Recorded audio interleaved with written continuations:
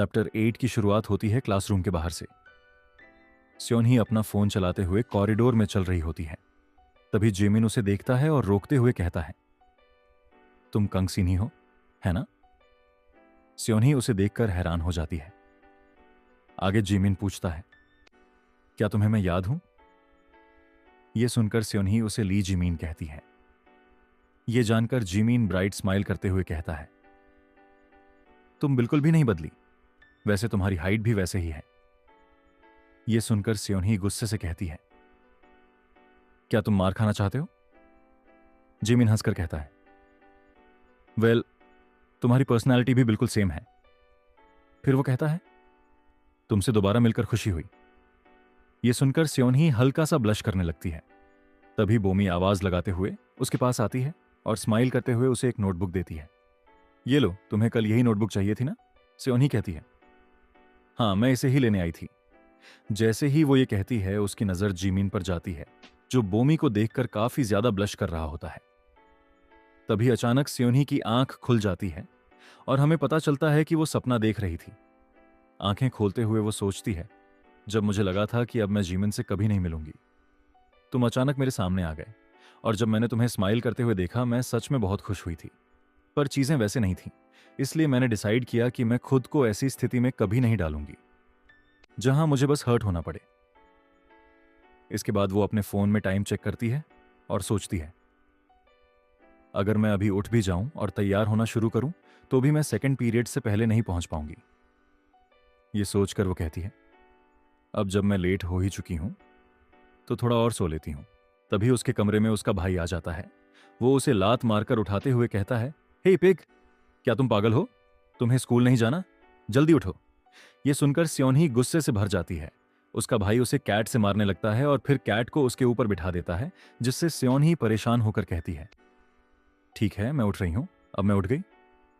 बस इसके बाद हमें स्योनही स्कूल जाते हुए दिखाई देती है। रास्ते में वो बोमी को मैसेज करती है, मैं अभी रास्ते में हूं और जब मैं स्कूल पहुंचूंगी तो मैं जेमिन को सब कुछ क्लियर कर दूंगी। तुम फिर से उसके साथ पैचअप कर लेना, ओके? अगले सीन में दिखाया जाता है कि स्योनही स्कूल पहुंच गई है। तभी उसे बच्चों की बातें सुनाई देती हैं, जहां वो जिक्र कर रहे होते हैं कि बोमी और जिनयोंग ने डेटिंग शुरू कर दी है। यह सुनकर स्योनही बहुत शॉक्ड हो जाती है।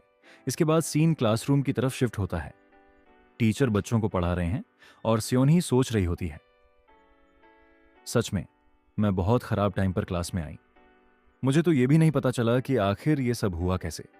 तभी उसकी नजर जामिन पर जाती है और वो सोचती है, क्या जमीन ठीक होगा? फिर जीमिन उबासी लेने लगता है। उसे देखकर स्योनही हंस पड़ती है, लेकिन तुरंत ही अपने फेस पर सीरियस एक्सप्रेशन लाकर सोचती है, यह बिल्कुल हमारे कैट की तरह लग रहा था। उसके पास बैठा लड़का स्योनही को देखते हुए सोचता है, अभी मैंने एक अजीब सी हंसी सुनी। फिर स्योनही अपनी उंगली चबाने लगती है और उसकी नजर बोमी पर जाती है। वो उसे गुस्से से घूरने लगती है। बोमी को भी ये नजरें महसूस हो रही होती हैं।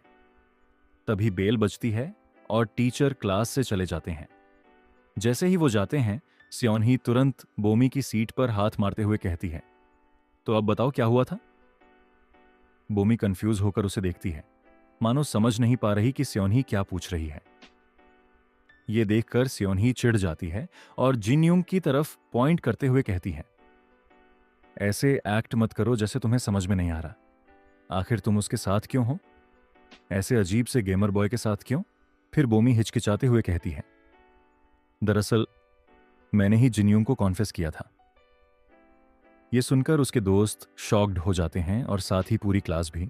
इसके बाद कुछ लड़कियां बोमी को घेर लेती हैं और सवाल पूछने लगती हैं, तुम्हें जिनयुंग में क्या अच्छा लगा? वैसे वो हमेशा से पॉपुलर रहा है। हमें हैरानी हुई कि तुम उसे पसंद करती थी। वहीं दूसरी तरफ जिनयोंग को कुछ लड़के घेर लेते हैं और कहते हैं, हमें भी कोई सीक्रेट बता दो। ऐसा क्या किया तुमने कि बोमी जैसी लड़की ने तुम्हें खुद कॉन्फेस कर दिया? जिनयोंग झुंझलाकर कहता है, चलो भी, मुझसे दूर हटो। ये सब देखकर स्योनही कहती है, चलो ठीक है, फिर हम सब बाहर चलते हैं। अपने बॉयफ्रेंड और उसके दोस्तों को भी आने को कह देना। यह सुनकर बोमी उसे कंफ्यूज होकर देखने लगती है। स्योनही शांति से कहती है, मैं तुम्हारी बेस्ट फ्रेंड हूं और अब तुम्हारा बॉयफ्रेंड है, तो ये अच्छा होगा कि हम सब एक दूसरे को सही से जान लें। इसके बाद सीन कट होता है और वो सब एक रेस्टोरेंट में बैठे होते हैं। वहां बोमी परेशान होकर सोचती है, ये बहुत ऑकवर्ड है, लेकिन जामिन यहां क्या कर रहा है और ग्यूरी भी यहां क्यों है? आखिर ऐसी सफोकेटिंग सिचुएशन क्रिएट कैसे हो गई? इसी के साथ हमारा चैप्टर 8 पूरा होता है। तो दोस्तों, बस इतना ही। अगर पसंद आया हो तो अपना समर्थन जरूर दिखाएं, लाइक और सब्सक्राइब करके।